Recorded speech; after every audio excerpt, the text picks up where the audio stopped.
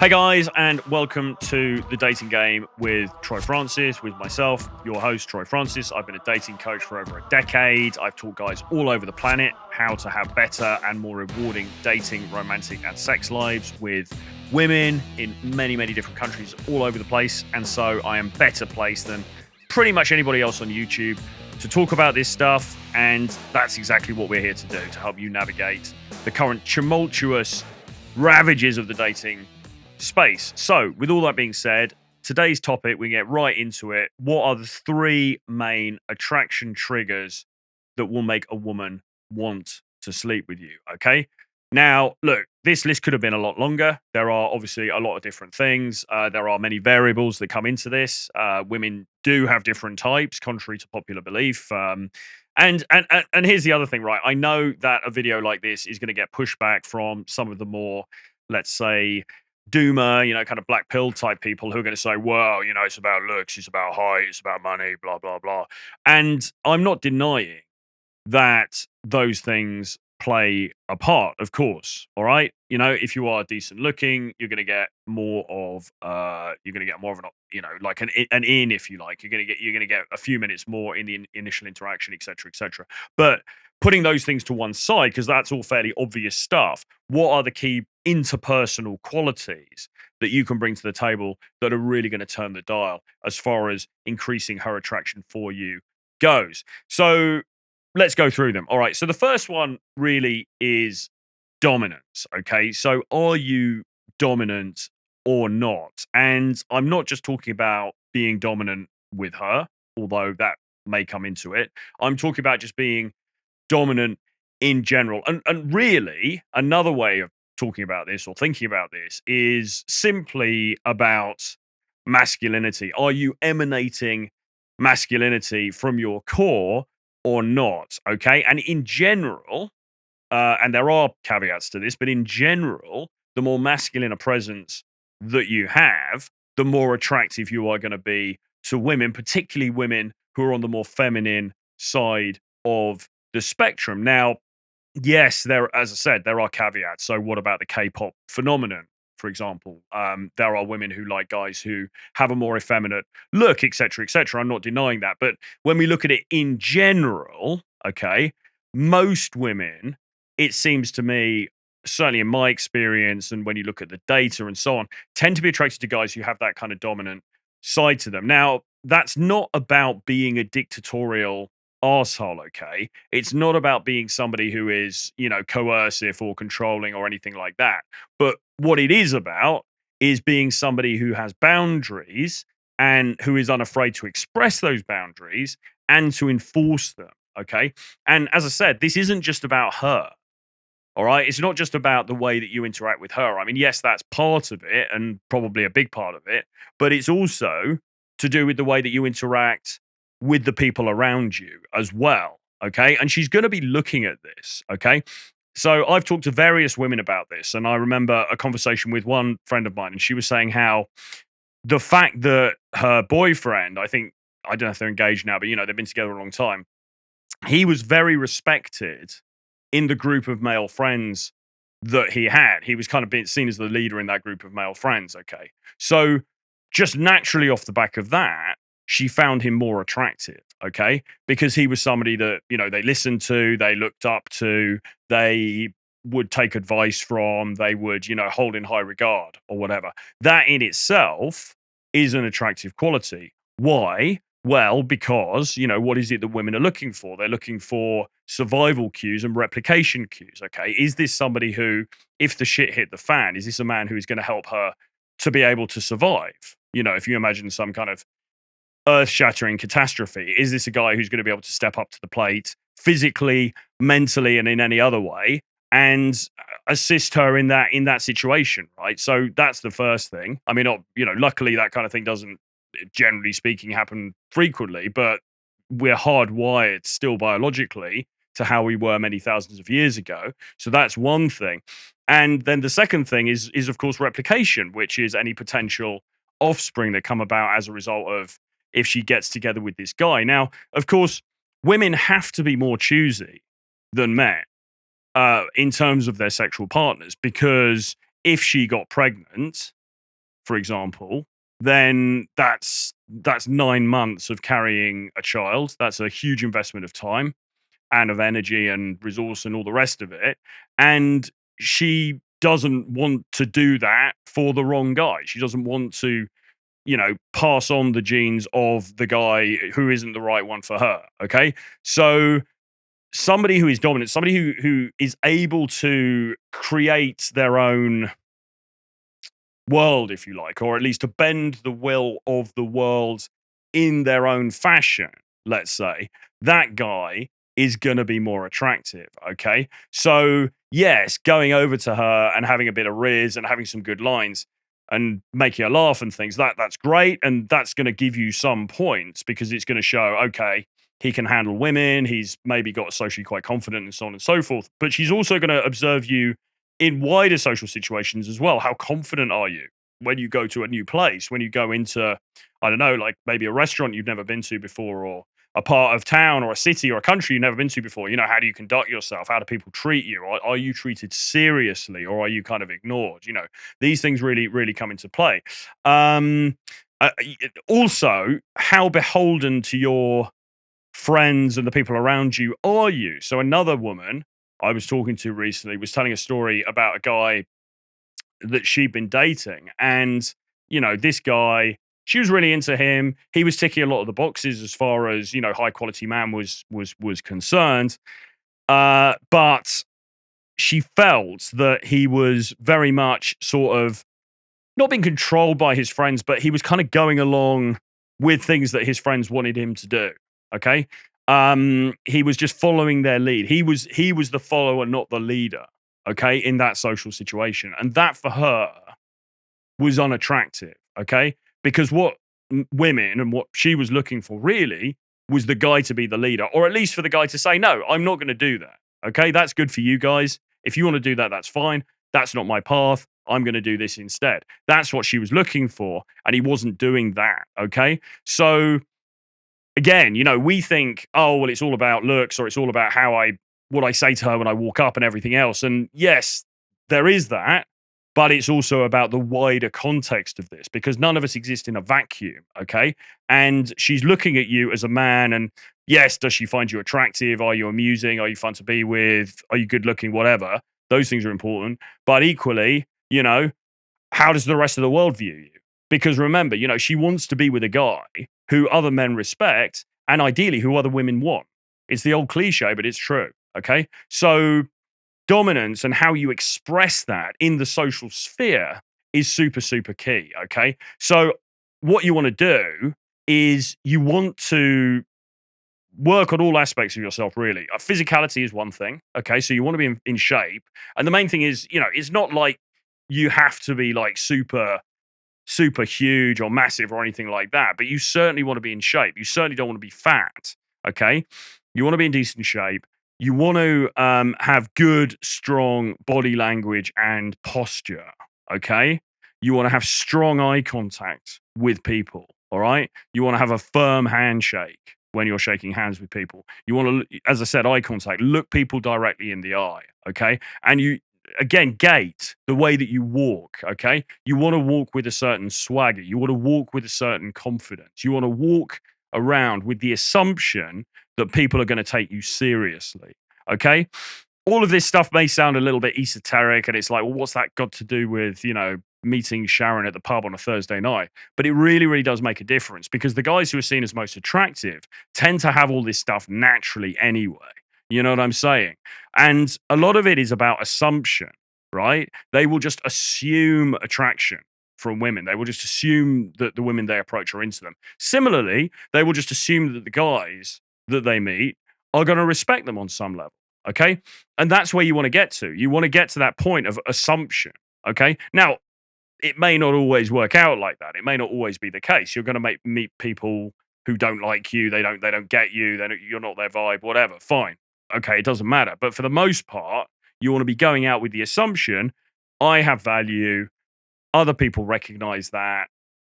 Men respect me. Women want to be with me. And that's just how it is. Okay. And you want to go out there and act that part, even if that's not quite how you feel inside. And the more that you act that part, the more that, actually people start to treat you in that way, because what we project tends to be what people reflect back at us. Okay.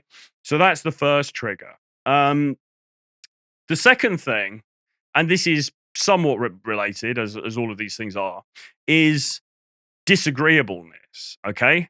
Now, that's a counterintuitive thing to say, because guys will think, well, yes, but surely I've just got to be very nice and not rock the boat. And I want to agree with everything she says. And I want to be super pleasant and not cause a ruckus or anything like that. But actually, when you think about, and again, this is all about masculine, feminine polarity, okay? Because the ultimate feminine woman is attracted to the ultimate masculine guy. Now, how masculinity is expressed is going to be different from guy to guy. So, on the one hand, you've got a Vin Diesel type character, which obviously I'm not. But the way that I express masculinity is different to the way that somebody like that expresses masculinity, and that's fine. It's fine to have it in different ways. I heard Dr. Taraban recently, psych talking about this and saying basically, what it comes down to is, are you in control? Do you do what the hell you want? Are you the master of your own ship? And if you are, and you act on that and you have strong boundaries around that, then that is masculinity. So there's a sort of potted definition for you there, if you like. But the point I'm making is, it's not about being an action hero out of a movie, but it is about the way in which you behave, the way in which you present yourself, and being uncompromising on certain things. And that then leads into this thing about disagreeableness, because often what we do, say we, I mean, people, men, women of all different walks of society, what we will often do, particularly in Britain, is try to be very polite and try to be very nice and sugarcoat everything and not rock the boat and so on and so forth. And that's actually a very bad thing to do, because actually, if you are that archetypal dude who doesn't give a damn and is living life on his own terms and is successful anyway, and he's confident that people like him and he gets positive feedback, kind of whatever he does, then he's kind of going to say what he wants. I mean, one of the most charismatic guys that I've ever met is not a famous man by any means, although he mixes in some quite famous circles.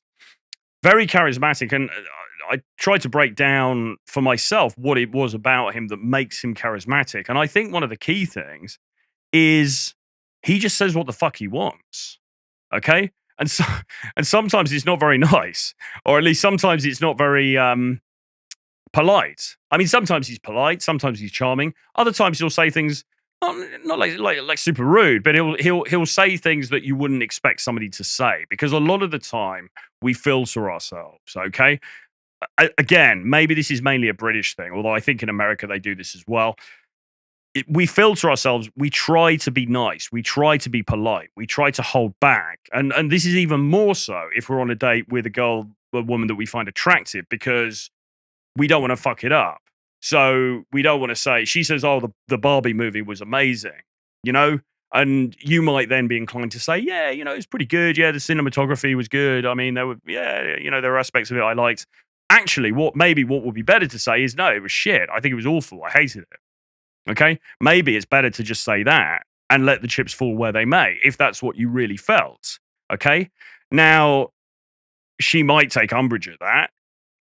Probably she won't, though, actually. Probably she'll actually respect that more than if you just try and sugarcoat it and agree with everything she says. Because what I see guys do a lot is, women will say things, and sometimes things that are not stupid, but they'll say these random things, and guys will be just falling over themselves to agree, like, oh yeah, you're so right. Oh yeah, yeah. And it's like, it's not attractive, because you're indicating that you don't have a mind of your own. You're indicating that you're not your own man. And again, what is she looking for? Well, she's, the guy, the survival guy, the replication guy, the guy who is in charge of his own destiny, who's not going to kowtow to others, okay? A guy who's going to go out there and bend the world so that to create his own will, if that makes sense. are you that guy or not? Well, if you're just agreeing with everything that some random girl says, then probably not. Okay. And once more, when women assess you, the way that you treat her and the way that you are with the people around you is a microcosm of how she sees you interacting with the wider world. Okay. So yes, it probably doesn't really matter if she says, "Oh, I love the Barbie movie," and you said, "Yeah, oh, I loved it too," even if you didn't really. Like on one, and she kind of knows you didn't like it, but you're saying that. On one level, it doesn't matter that much. She's not necessarily gonna, disqualify you. She's not gonna hate you because of that. But it is an indicator that you are somebody who's going to supplicate. And if you're going to supplicate on something small like that, which doesn't really matter, then what are you going to do if it's something bigger and it's something much more important? If it becomes like this life-threatening thing or this like super significant element of life that she needs you to step up to the plate, because in the end she's looking for a guy. And look, we can separate out short-term mating versus long-term mating. Does she want you just for one night or does she want you for long term? But in a way, I mean, the the attraction indicators, I believe, are kind of similar across both. Really, she wants a guy who's strong enough to be able to step up to the plate for her. Okay, um, and if you're somebody who just kowtows to whatever she says, you're not giving out the right indications. Okay, and if you do it enough, then she will start to clock it and it will cause her to lose attraction for you. Okay. So that is the second thing. All right. If you have the quality of disagreeableness, it's going to make her more inclined to want to get intimate with you. Okay. And then the third one, once more, this is somewhat related to the other two. All of these things go hand in hand. The third quality that men have that make women want to sleep with them is being able to provoke emotion in her. Okay. And once again, I say this every video pretty much on this channel because it's such an important thing. And it's something that I've really learned over the last few years, or at least I suppose I probably always knew it in some fashion, but it becomes more and more clear to you. The more that you teach people, the more that you observe this stuff, the more you study this stuff, you realize, okay, so there's all of this theory about game. There's all of this theory about this red pill theory, all of this stuff, this dialogue, this conversation that's going on out there. And it's all fascinating, and there are many, many different strands to it, and there's a lot of validity to the different strands. But in the end, really, what women want is a guy who makes them feel something. Okay, and this is why you'll get this situation where women will date the arsehole. She'll date the bad boy. She'll go back to the bad boy even if he's not treated her so well. All of that kind of crap, right? Why does that happen? Well, it happens because for all of his faults, whatever that guy's done, that he has made her feel an emotion that other guys have not made her feel. Okay. And, I'm not saying so go out and be nasty to people. I'm not saying you've got to look at the way that you behave, look at the boundaries you set, and figure out, okay, am I actually acting in accordance with what I really believe? Am I actually living my life in accordance with what I feel and what I believe to be true and the values that I have? Or am I kind of selling myself out a bit because I feel like it's the right thing to do, particularly in regard to this woman, because I want to sleep with her? And if the answer to that is yes, I am selling myself out, then you're probably on a losing streak because what she really wants is the guy who is unapologetically himself.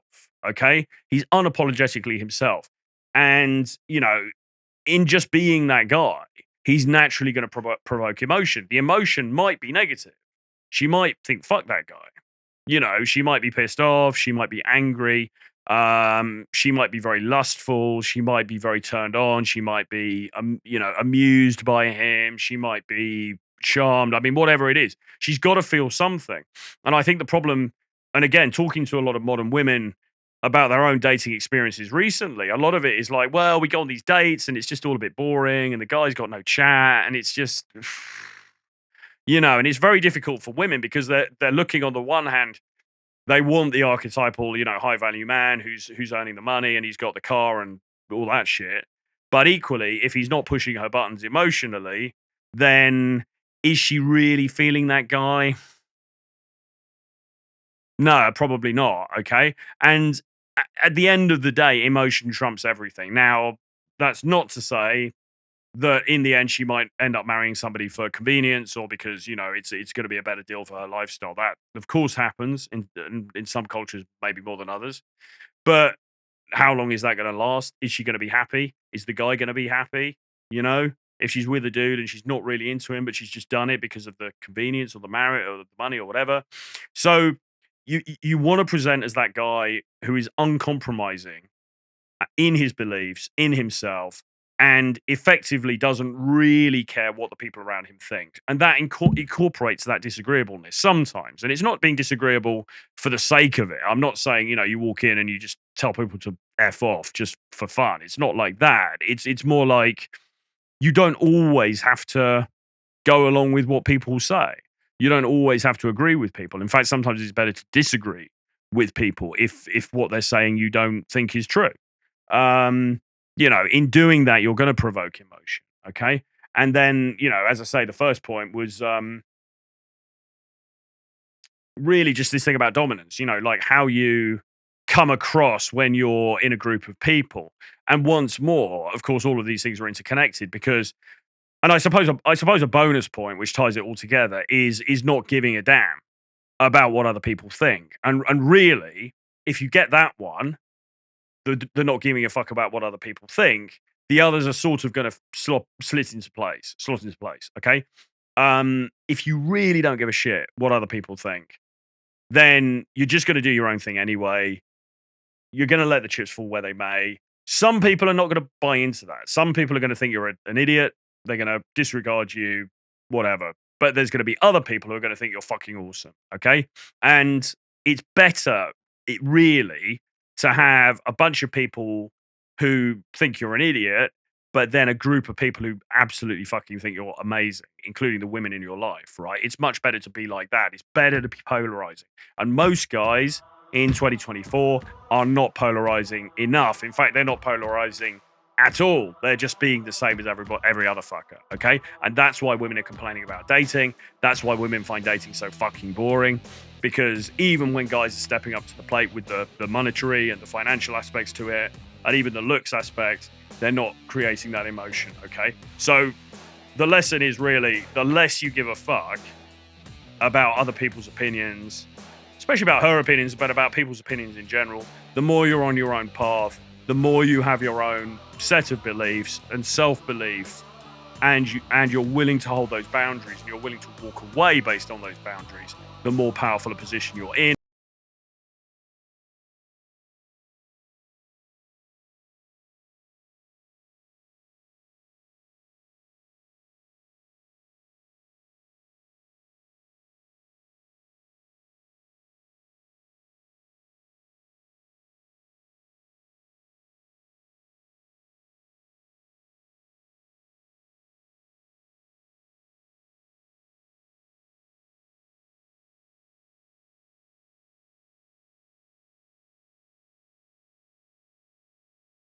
How you come across when you're sitting opposite her, okay? It's how you make her feel, okay?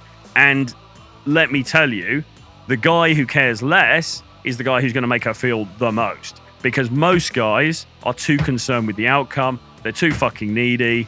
They try too hard. They fuck it up. They turn her off and it's no good, okay? Rant over. Hope you enjoyed this video. Please do subscribe to the channel. We got loads more of this content coming up very, very soon.